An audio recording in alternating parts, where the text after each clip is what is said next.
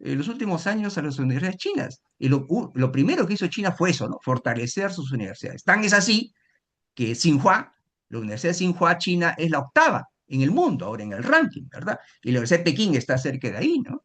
Entonces, ese es un pilar fundamental. Lo otro que también, y también lo menciona muy bien, lo explica muy bien John en este tema, es obviamente la atracción de la inversión extranjera. Ahora, sobre la inversión extranjera se dicen muchas cosas, ¿no? En Latinoamérica a veces es una visión un poco satanizante de la inversión extranjera que sirve para explotar los recursos naturales, para explotar la mano de obra. Yo siempre digo a mis estudiantes, yo soy profesor de economía internacional, ¿no?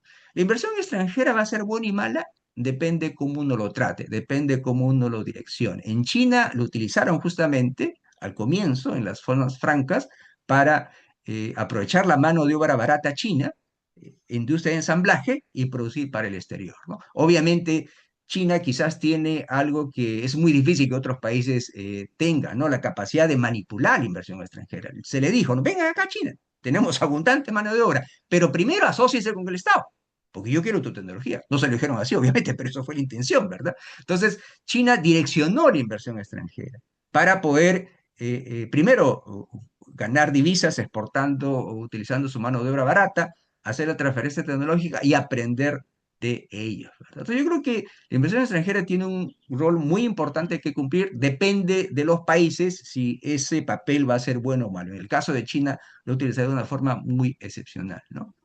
Otro tema, por ejemplo, que también cuando uno habla de China tiene que tener en cuenta es, a diferencia, por ejemplo, de Latinoamérica, y John lo describe muy bien, pasando revista a todos nuestros países, somos países pues bastante inestables, ¿no? Inestables políticamente, económicamente, gobierno de derecha, gobierno de izquierda, ahora tenemos en la parte por lo menos del Pacífico, de América del Sur, gobiernos de derecha, pero quién sabe, después vamos a tener gobierno de izquierda, ese péndulo siempre está presente ahí.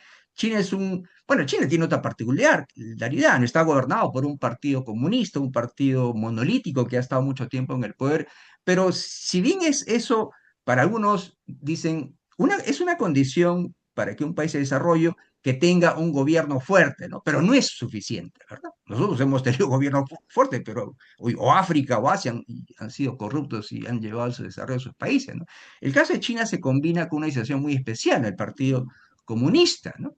Está bien, tiene el monopolio del poder, pero el Partido Comunista creo que en cierta forma, obviamente aparte de sus debilidades críticas que se le puede hacer, yo creo que ha sido muy tecnocrático en el manejo de la economía. Hay una meritocracia, ¿no?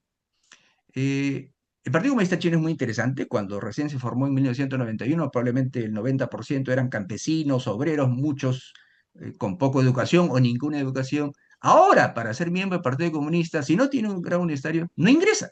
No ingresa, es meritocrático en realidad. Y lo otro, ¿no? Los que alcanzan los más altos niveles en el poder en China, ya sea el presidente, el primer ministro, los ministros, son personas que tienen por lo menos 30 o 40 años de trabajo en el partido y en la función pública, ¿verdad? Algo que es realmente bastante clamoroso. Hemos tenido en el Perú presidentes que nunca han trabajado y resulta de la noche a mañana elegido presidente, no sin ninguna experiencia ni política ni de trabajo, ¿no? Entonces yo creo que esas cosas que China ha hecho podríamos nosotros aprender. Por supuesto, no hay ninguna experiencia que puede copiarse. Todos los países son muy distintos. En realidad, si uno estudia el desarrollo económico chino, va a ver que tiene algunas características del desarrollo económico japonés, por ejemplo, ¿no? El énfasis en la educación, el énfasis en la industrialización del país, el énfasis en las exportaciones, el énfasis en la meritocracia. Ninguna experiencia puede ser copiada de otra, pero yo creo que la experiencia china ofrece un caso muy particular. Y voy a terminar centrándome en este tema, ¿no?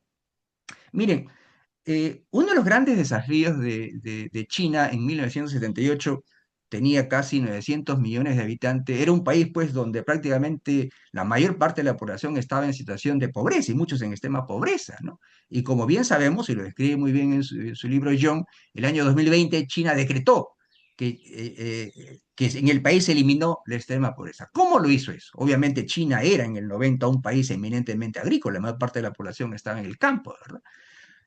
Uno mucho habla del desarrollo de la industrialización del país, y me parece muy bien, pero en verdad el desarrollo de la agricultura, el desarrollo del sector rural ha sido también uno de los ejes del desarrollo económico chino, en particular el que permitió la eliminación de la pobreza, ¿no? Justamente una de las reformas que se hizo, decía, en las cuatro modernizaciones fue la modernización de la agricultura, ¿verdad?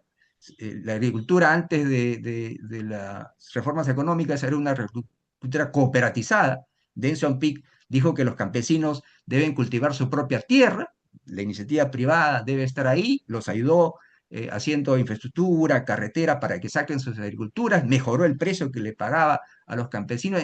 En una palabra, les dio libertad de acción para que puedan desarrollarse, ¿no? Y no solo eso, se supone que al modernizarse la agricultura, al soltar más gente, al hacer que no mucha gente se necesite trabajar en el campo, muchos se fueron a las ciudades y eso fue mano de obra barata que ayudó en el proceso de industrialización de la República Popular China.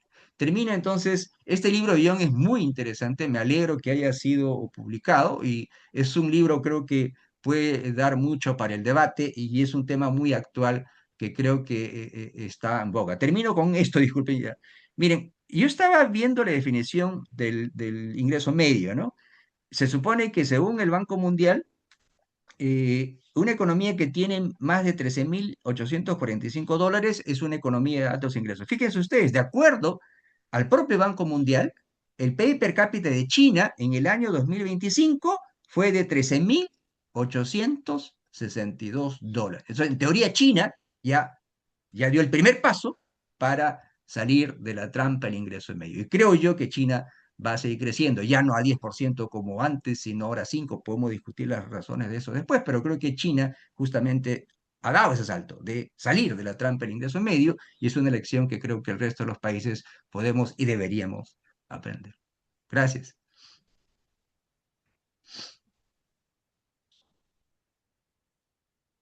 Está apagado el micrófono.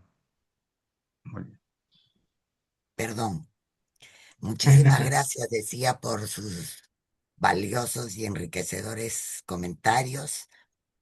Vamos a continuar ahora dándole la palabra a Antonio Zapata Velasco. Él es doctor en Historia de América Latina por la Universidad de Columbia, Estados Unidos. Actualmente es profesor de la Pontificia Universidad Católica del Perú e investigador principal del Instituto de Estudios Peruanos. Es reconocido por su amplia producción académica sobre la historia política y social del Perú contemporáneo, siendo autor de libros como El Jefe, Haya, la Internacional Comunista y la ruptura con Mariátegui de 2025, Lucha política y crisis social en el Perú republicano el 2021 y la caída de Velasco el 2018. Asimismo, fue fundador y primer conductor del programa televisivo Sucedió en el Perú. Y agrego que también formó parte hace muchos años del equipo de Desco. Adelante, Tony. Un gusto encontrarnos y te dejo en el uso de la palabra también por 15 minutos. Bueno, muchas gracias. Yo en primer lugar saludar a todos los que se han conectado el día de hoy. A continuación, agradecer a John por haberme invitado a comentar este libro y saludar a Carlos Molina que me acompañan en la mesa el día de hoy. Bueno, igualmente contento, ¿no? Igual que Carlos, de la oportunidad de comentar el libro de John. Contento por el libro, por su carrera. He observado un poco de lejos. No soy economista, tampoco trabajo en San Marcos, pero conozco a John desde hace muchos años, precisamente en Desco, lo que estaba diciendo Molvina, y he seguido su carrera un poco de lejos, como estaba diciendo, pero sin perderlo de vista. Y me alegro por lo mismo que ha dicho Carlos, una persona muy productiva, una persona muy afanada y con estudios focalizados en Asia, lo cual es parte de una vocación. Y como de alguna manera la comparto yo, pues entonces, doblemente contento de estar en esta oportunidad acompañando a John y dando unas palabras para todo el público. Bueno, eh, efectivamente, ¿no? Molvina dijo a la hora de la presentación la idea central de este libro, que es que si China ha superado la trampa del ingreso medio y todos los países de América Latina que John evalúa no lo han hecho, se debe a la calidad de la gobernanza. En otras palabras, a las capacidades del Estado para desarrollar políticas públicas que tengan como propósito crecer económicamente y crecer de forma inclusiva, incorporando a la población a los beneficios, a la salud, a la educación, a los servicios en general y abriendo oportunidades para el progreso individual, así como garantizando que nadie quede finalmente atrás. Esas capacidades del Estado eh, son la clave. Y ese es el argumento de John en este libro. Y yo estoy de acuerdo. Esas capacidades del Estado, la calidad de la gobernanza, ¿no? En otras palabras, resulta un elemento fundamental. Ahora bien, como bien dijo Carlos, ¿no? Esto no es fruto de la casualidad, sino de una historia, y una historia muy distinta entre los países de América Latina y China. Por ejemplo, como ya ha dicho John y todos sabemos, como ya ha dicho Diego Carlos y todos sabemos, en China desde el año 49 gobierna el mismo partido, Partido Comunista Chino. Y aunque han habido cambios significativos de línea, ¿no? Sobre todo el mencionado Deng Xiaoping y la introducción del socialismo con mercado a partir de fines de los 70, a pesar de ese gran cambio de línea, es el mismo partido, ¿no? Y esto hace contraste con una región latinoamericana que desde su independencia en el siglo XIX optó por la forma repúblicas democráticas a través de métodos electorales. La sucesión, ¿no? de los gobiernos es por métodos electorales, lo cual no existe en China. Entonces, la divergencia de la calidad de la gobernanza empieza desde el comienzo, ¿no? Desde la historia misma, viene a través de la historia y me parece que es irrepetible. El caso chino es irrepetible en América Latina. Eh, por ejemplo, desde el año 49 que empieza el Partido Comunista Chino, en América Latina, en el Perú en concreto, hemos tenido 8 cambios de regímenes políticos entre democracias y autoritarismos.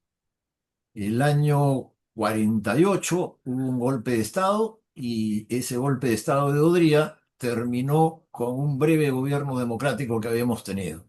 Odría duró 8 años, luego vino democracia. La democracia no duró más que 6. El periodo de Prado termina en golpe de Estado. El golpe de Estado, la Junta Militar 62-63, duró un año. Viene democracia. La democracia solo duró 5 años, Fernando de la Hunde. Y luego viene el gobierno militar. Y así sucesivamente hasta hoy hemos tenido 8 cambios de régimen político. Ya no digo de gobiernos ni de partidos, de régimen político, de democracia a autoritarismo. Entonces, América Latina, que sigue poco más o menos el patrón del Perú, el Perú no es uno de los países más inestables de la región que destaque por su gran inestabilidad. No, no, hay otros países que tienen bastante mayor inestabilidad que el Perú. El Perú más bien en este término de comparación en América Latina se ubica al medio. Entonces, el Perú es un país promedial en estabilidad política de la región latinoamericana. Y siendo promedial, el péndulo se ha movido 8 veces en el periodo en el que China no se ha movido ni una sola vez.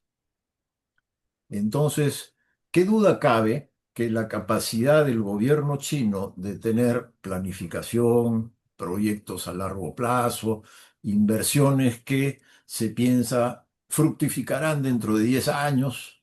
Es imposible en el Perú. Es imposible en América Latina, porque los políticos están sometidos a elecciones. Tienen que tener resultados antes de la próxima ajuste electoral, porque ahí se va la reelección del partido, la continuidad o la no continuidad. Entonces, los políticos latinoamericanos sometidos a los tiempos que impone el régimen democrático electoral, los políticos latinoamericanos son cortoplacistas, deriva de la estructura política. Y solamente un régimen como el chino, a muy largo plazo, de gobierno que será, bueno, no sé si permanente, ¿no? En la historia, pero en todo caso un gobierno que promete estabilidad y continuidad sin horizonte de transformación. Eh, la comparación entonces es muy pronunciada, viene desde la historia, eso hace de la China irrepetible. Y coincido con la idea, ¿no? No es que se trata de copiar, sino de reflexionar. Y la reflexión, en este caso, es válida y útil, en el sentido de un mínimo de mayor estabilidad es indispensable en la región latinoamericana si queremos realmente afrontar con éxito una circunstancia como la actual, la llamada trampa del ingreso medio. Por otro lado, hay otro tema, ¿no? En la comparación entre América Latina y China, que también creo guarda relación con el punto y es desigualdad. En el sentido de que en América Latina la desigualdad es muy pronunciada. La región latinoamericana es la región del mundo más desigual, la más desigual del planeta, y a la vez es la más estancada. Si uno compara, ¿no? La evolución de las economías en el mundo, la más estancada y la más desigual es América Latina. Entonces tiene que tener alguna relación. Y cuando uno compara con China, uno ve que la desigualdad se ha disparado en China también, ¿ah? Con la riqueza, el crecimiento económico, hay ricos, pues muy, muy, muy, muy ricos. Y aunque no hay pobreza, y de acuerdo a las estadísticas chinas, se ha superado la pobreza, pobreza cero, de todas maneras, pues los ricos son tan ricos que la desigualdad en China está creciendo significativamente. Y lo que he oído en universidades chinas es el concepto más bien negativo de latinoamericanización, en el sentido de que, oiga, no se latinoamericanice usted. ¿Y qué significa esto? No convierta su economía en extremadamente desigual. Entonces, en China advierten para que los niveles de desigualdad no lleguen a niveles latinoamericanos y se mantengan por debajo de los niveles latinoamericanos, porque se asume, ¿no? Que los niveles latinoamericanos son perniciosos. Perniciosos para el crecimiento económico. Si tú tienes que la riqueza está súper concentrada, entonces hay menores posibilidades de un mercado de consumo amplio y suficiente. Y las posibilidades no solamente de consumo, sino de inversión, ¿no? Si la riqueza está concentrada, las capacidades de inversión, no son tan elevadas. Bueno, ese es el caso de América Latina. Y entonces yo lo añadiría a la explicación y metería dos ideas más que están ahí presentes en el texto de John. Una primera es la corrupción. Eh, en América Latina es elevadísimo, ¿no? El Perú, por ejemplo, ¿no? El monumental estudio de mi colega Alfonso Quirós, Historia de la corrupción en el Perú, analizaba la corrupción 250 años, con muy buenas fuentes, ¿ah? Y con mucha seriedad, tratando de ser muy, muy objetivo. Desde la época de los virreyes hasta Alberto Fujimori era el estudio. Y encontraba en 250 años tres gobernantes honestos. Tres. eran menos del 2% de los gobernantes que hemos tenido en el Perú. El otro 98% han usado la presidencia de la República o el cargo de virrey para enriquecerse como personas privadas. Entonces, es verdad, pues, ¿no? Los niveles de corrupción en América Latina, en el Perú, son tan grandes que ello lleva a que el Estado pierda legitimidad, pues, ¿no? Si entrar al Estado es dedicarse a enriquecerse como personas privadas, yo, ciudadano a pie, no apoyo a ese Estado, pues, ¿no? Trato de mantenerme lo más lejos posible, no comprometerme con ese Estado, porque, bueno, ¿para qué pues voy a aportar si ese Estado al final enriquece como persona privada al gobernante? Ahora bien, en China también hay corrupción, ¿ah? En China hay campañas habituales de corrupción, hay esa idea, ¿no? De que hay corrupción de alto vuelo, corrupción de bajo nivel y campañas habituales que desarrolla el partido para purgarse, para eliminar a funcionarios corruptos y esos son a veces muy altos funcionarios. Entonces, un sistema político como el chino, sin elecciones, sin transparencia gubernamental, tiene también debilidades, ¿no? No es que todos son fortalezas. Y una de las debilidades es elevada corrupción, no al nivel pues peruano, pero elevada corrupción, y uso político de la corrupción para purgas. Porque en un sistema político donde no se va a un grupo, de autoridades porque los reemplaza otro partido, si no permanecen por siempre. Entonces, ¿cómo hay cambios? Bueno, por edad, ¿no? Gente que se jubila, gente que entra al servicio público, por supuesto, ¿no?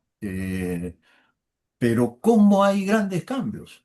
Y descubrirán que uno de los mecanismos es la purga.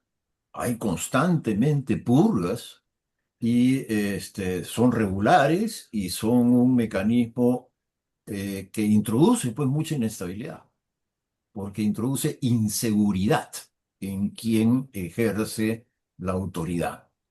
Entonces, el Estado chino nos muestra la importancia de las instituciones, la importancia de la gobernanza, la importancia de la planificación a largo plazo, pero su sistema político no carece de defectos y su sistema político es irrepetible, porque viene de una historia que no es pues la latinoamericana y desde América Latina, salvo una revolución comunista exitosa, que la verdad no se ve en el horizonte, no podríamos repetirla.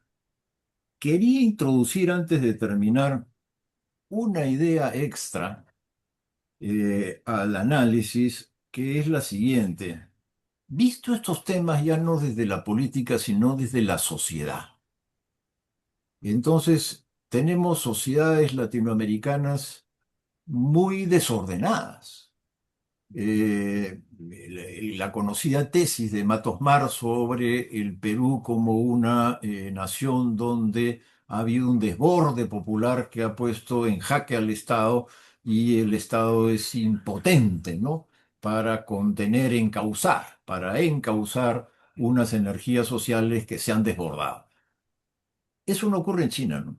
La sociedad es mucho más ordenada, me parece también que por tradición, ¿no? Por historia, ¿no? Y yo he visto cosas impresionantes el tiempo que estuve en China, en el sentido de cómo la gente sabe obedecer inmediatamente. Se trata de ordenarse digamos, grandes concentraciones humanas en el centro de Shanghái, y se trata de ordenarse. Los chicos se ordenan sin que aparezca un policía, se ordenan solitos. Por derecha, tienen sus mecanismos que todos conocen, ¿no? Que está en el ADN cultural y se ordena. En América Latina eso habría acabado en un desastre, ¿no? O sería un desastre permanente, como pueden ser algunas escenas de nuestros centros cuando hay grandes aglomeraciones humanas en épocas de Navidad en los centros comerciales. No, no ocurre. Entonces, un gran factor no solamente es la gobernanza vista desde el Estado, vista desde la sociedad también. La sociedad que sabe acomodarse al Estado porque la legitimidad es que el Estado cumpla con sembrar prosperidad.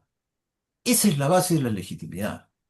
Es que la gente acepta la autoridad porque la autoridad, a través de sus políticas, siembra desarrollo, siembra bienestar, ofrece y cumple con abrir oportunidades a la sociedad. Entonces, una sociedad más acostumbrada que la nuestra a tener una relación, llamémosle, positiva con el Estado y deposita confianza en el Estado porque el Estado cumple. Entonces, tienes de saque, ¿no? Una mayor legitimidad que la sociedad le confiere al Estado y que yo diría es un componente grande también del gran tema de John, que, como lo definió Molina desde el comienzo, es la gobernanza. Bueno, yo por ahí tengo algunos otros temitas sueltos, pero quizá tenemos oportunidad de seguir conversando. Entonces, yo hasta aquí, muchas gracias por la oportunidad. Gracias, Antonio. Eso pasa cuando uno se lee los prólogos nada más, que aporta la idea de fondo. Bueno, muchísimas gracias a Carlos y Antonio por estas valiosas reflexiones. Y creo que como suele ocurrir con las buenas obras, los comentarios no cierran la discusión, sino que la enriquecen, abren nuevas pistas. Y ahora yo quisiera invitar a John Valdeiglesias a compartir con nosotros las motivaciones que dieron origen a este libro, a dialogar con las observaciones o los comentarios, los énfasis que acabamos de escuchar. Y nuevamente felicitaciones, John. Y si se me permite esta digresión, en Desco nos sentimos muy orgullosos de haberte conocido tan jovencito, con muchas ganas de investigar, de crecer, de aprender, de aportar y ahora vemos esos frutos. Adelante, John, te voy a dejar 15 minutos, pero antes ya me estaba olvidando. A ver, tengo acá mi plagio, tengo que presentarte. John Valdeiglesias se doctor en Economía Internacional por la Universidad de Economía y Comercio Internacional de China, con especialización en Economía del Desarrollo, Comercio Internacional y Transformaciones Estructurales de las Economías de Asia-Pacífico. Es investigador principal del Centro de Estudios Asiáticos, siendo autor de diversas publicaciones científicas sobre la inserción global asiática. Asimismo, cuenta con una maestría en artes por la National Shenxi University de Taiwán y posee una amplia trayectoria como consultor internacional para organismos globales de desarrollo. Entonces, John, ahora sí te dejo en el uso de la palabra también por unos 15 minutos. Ya, ya, gracias, Molina, por tus palabras. Gracias también a todos los asistentes y también los valiosos comentarios por parte de los comentaristas. Antonio, también un gusto de verte y Carlos también siempre. Claro, ciertamente el profesor Aquino, que ha brindado becas siempre a los estudiantes para la región asiática.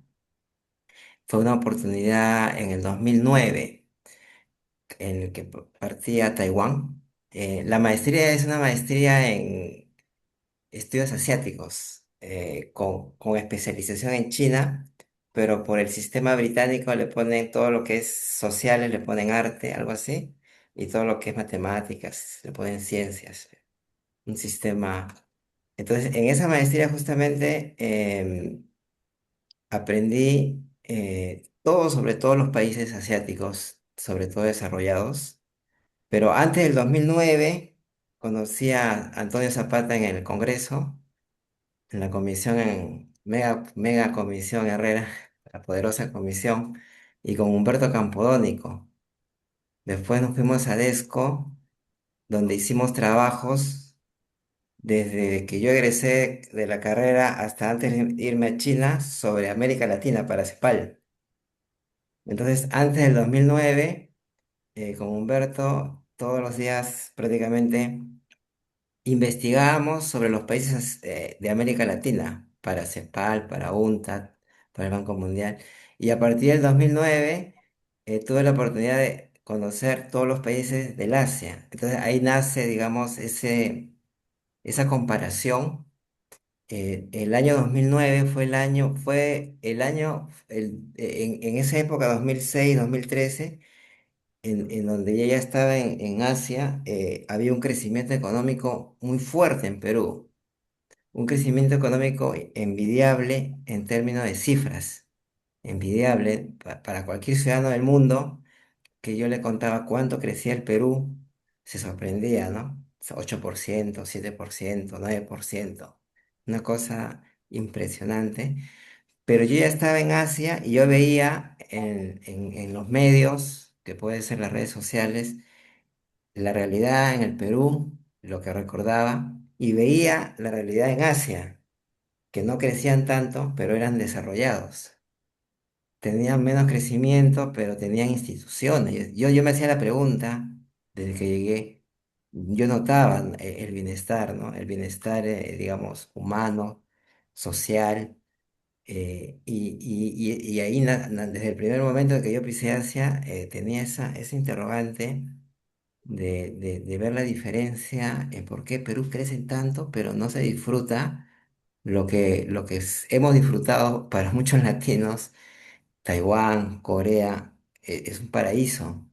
Literalmente, los estudiantes mencionan eso, sobre todo las mujeres latinas por la seguridad que se disfruta ahí.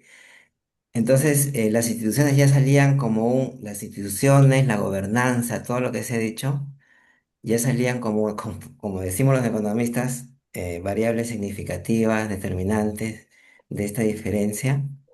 Y no son variables económicas, ¿no? Como también se ha dicho, más allá de lo económico. Y también son definiciones distintas, ¿no? Distintas definiciones de instituciones, de gobernanza. La trampa misma del ingreso medio es algo que tiene mucho espacio porque nosotros los economistas sabemos de crecimiento económico. Y hay teorías de crecimiento económico, pero no hay teoría, porque es cuando la economía crece. No hay teorías cuando la economía no crece o cuando se estanca. Hay pocos digo, teóricos, pocos conceptos, y ahí también es una explicación por qué no hay tantas políticas, probablemente, ¿no? Pero China, después de estos años, para mí fue un resumen de la región asiática. Un resumen es una forma de resumir muchas cosas, resumir cómo se desarrolla Japón, Corea del Sur, Taiwán, que son economías, Singapur, porque entre ellos también se han copiado y se han reflexionado. Entre ellos, muchas cosas que hace China es lo que, de diferentes formas, ¿no? No los han copiado, los han adaptado. Entonces Japón se desarrolla de una manera tan rápida y tan democrática y tan suave, pero Corea del Sur, que tenía menos fortalezas, tuvo que recurrir a otras estrategias más allá que Japón, los grandes conglomerados, y Taiwán en las parques industriales, asociaciones, y Singapur en inversión extranjera, porque no tenía em, otras capacidades que pueden tener otros países, y lo mismo que Hong Kong también inversión extranjera. Entonces, China es la suma de muchas estrategias, pero que finalmente, como dice el profesor Aquino, hay un umbral que ellos tienen, ¿no? Como sociedad, como ciudadanos, de, que es un indicador nacional, PIB per cápita. Mientras ellos, digamos, hacen una serie de resultados que puede ser innovación, tecnología, etcétera, siempre son las instituciones las que están atrás, ¿no? Y yo diría incluso desde los partidos, ¿no? En China, el Partido Comunista el Partido Comunista es una raíz para ellos, es una raíz que tiene sus pros y sus contras, pero que no dejan de mirar la meta. Y en esa meta están las instituciones, la gobernanza, todo lo que va a servir con errores en el camino, con muchos errores, ¿no? Por ejemplo, ellos cuentan que el peor error que ellos han tenido fue en un momento poner impuestos a sus empresas antes de que produzcan. El hecho de que cometan errores en su historia no les ha hecho retroceder, como el caso de los países de América Latina, por ejemplo, con políticas de industrialización que ahora nos tememos replicar, o tememos rehacer, o tememos, ¿no? Entonces, todo lo que está detrás es la institucionalidad, la fuerza, la gobernanza, y también hay un caso que menciono del Banco Central, ¿no? Peruano. El Banco Central peruano es una institución que tiene metas de inflación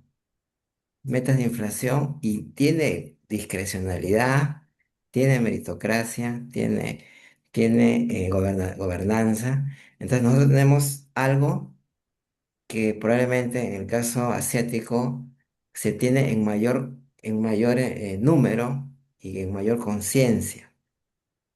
Entonces la trampa del ingreso al medio sigue siendo un concepto que falta mucho trabajarlo teóricamente y en términos de política, nosotros tenemos mucho que aprender, ¿no? Una cosa que dijo muy importante Zapata es, la sociedad le sigue al Estado porque el Estado le cumple.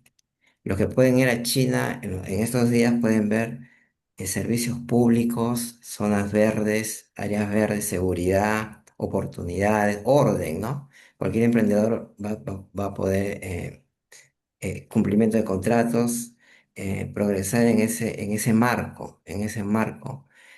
Entonces, sobre todo, el espacio que queda para seguir investigando, debatiendo, es muy importante, es muy importante.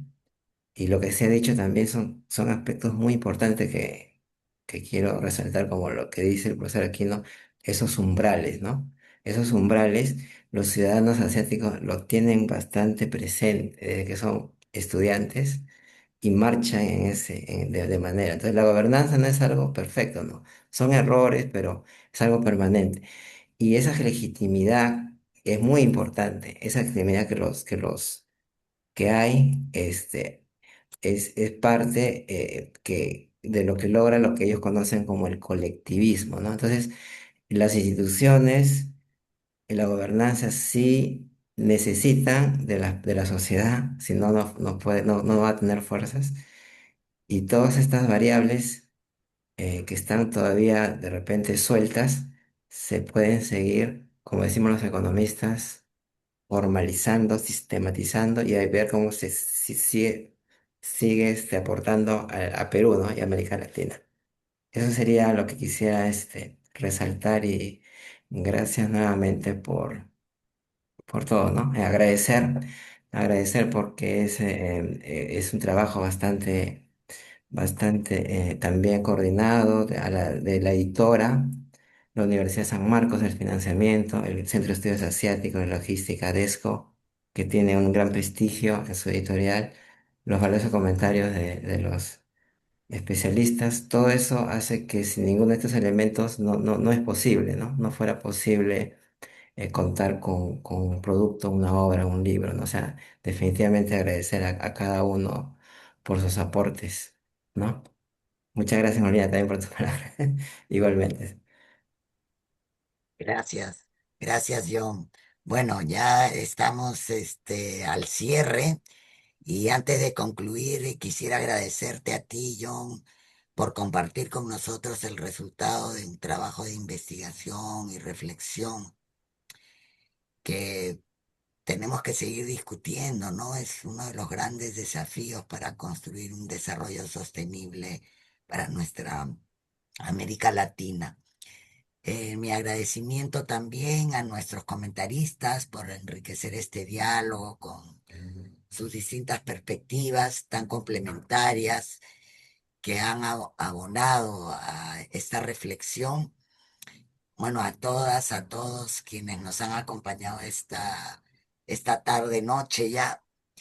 Y no quiero terminar también sin agradecer a Mónica Pradel, quien se Uy, responsabilizó de las coordinaciones para que este libro llegue a todas, a todos nosotros. León Portocarrero por la corrección de estilo y Juan Carlos García por la diagramación. Sé que Sí, esta conversación no va a terminar aquí, que la lectura que van a hacer ustedes de este libro, aunque es larguito, espero que motive nuevos debates, nuevas investigaciones, nuevas ideas. si Muchas me gracias por permites su un presencia. minuto Sí, sí, solo, adelante, ojalá. Carlos. Sí, sí. No, solo quería aprovechar el hecho de que tanto John como Antonio han mencionado, ¿no? El rol de las instituciones públicas, las políticas públicas, cómo las instituciones trabajan en China, en el Asia en general. Miren, justo John publicó un libro hace 4 años sobre ese tema. Estoy dejando en el chat el título del libro. Es un libro que presentamos en inglés, ¿ah? ¿Te acuerdas, John? Presentamos en inglés con una sí. profesora de la Acuerdo, Universidad yo de también. Pekín como comentarista y el que le habla, y se llama, ¿no? Calidad de las instituciones estatales y desarrollo económico. Dos puntos, comparación entre el Asia Oriental y América Latina. Justo se presentó hace 4 años, está el link ahí, publicado por la Universidad Nacional de San Marcos y por el vicerrector de investigación. Entonces, los invito a que también puedan leer ese libro de John, ¿no? Gracias. Excelente, Carlos, muchas gracias. Gracias Si a no ti. hay algún otro aviso, alguna otra, Quizás podamos tomarnos algún una otro foto, a ver comentario, quién está en el sí, SEAS. podemos proceder Ariana, a, una foto si ahí, pueden ¿te prender sus recuerdas? cámaras Claro, los que desean. para Sí, que podamos por hacer supuesto, tomas de la invitarlos reunión. nuevamente a todos los del panel. Los Ajá. invitamos a Alístame. que puedan encender sus cámaras para poder retratar este momento bastante importante para nosotros, como ya lo habíamos ido mencionando.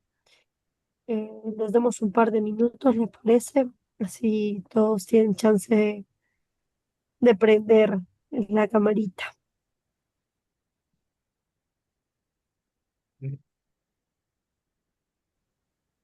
67, ¿no?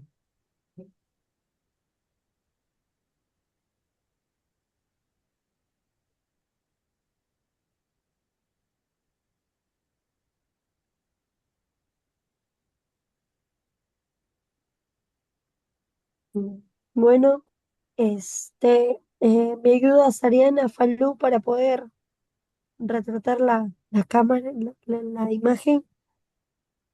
Nos avisan.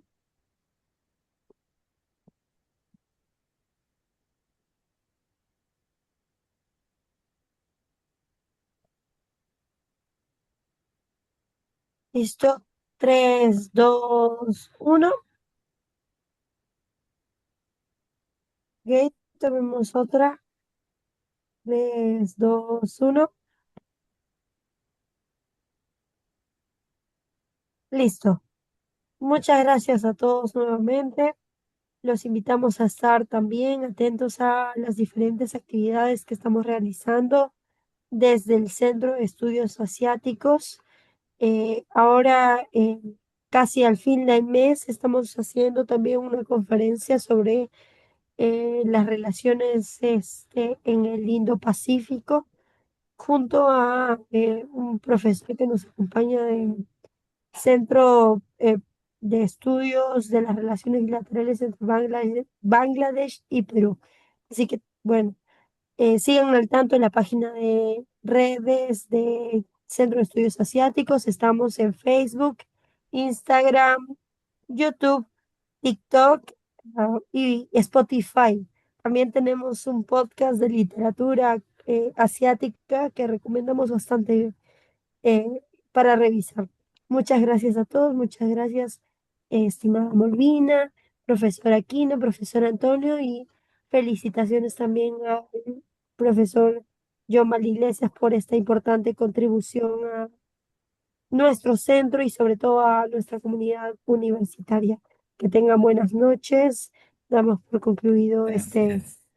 esta Adiós. conferencia. Gracias, Mónica. Gracias, Liz, Gracias, también. gracias a todos, Antonio, Gracias a Malvina, todos. yo. Gusto de verlos. Al menos de manera virtual, ¿no? Chao, chao. Buenas tardes, gracias. Chao. Gracias, Mónica.